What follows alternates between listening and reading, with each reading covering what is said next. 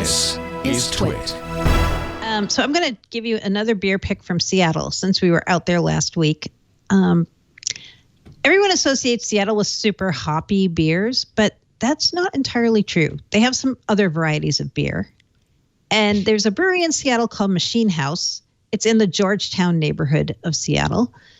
And they make a beer called Stinging Nettle Ale. Yikes. Well, they make a lot of English style beer. So on the milder, lower ABV side, very drinkable. You can drink, because they're 4% or 3%. You can drink them casually and not like a big IPA, coming in at 8%. You can have more than one of these and be fine.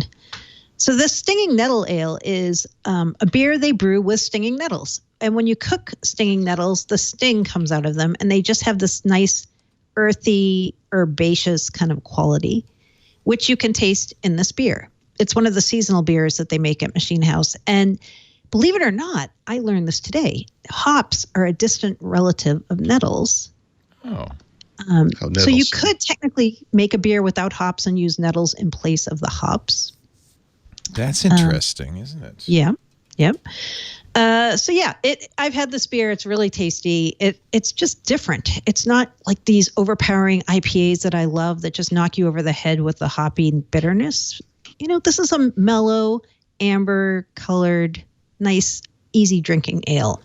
So if you see Machine House beers anywhere, they're always good and always very mild, and just something nice to have.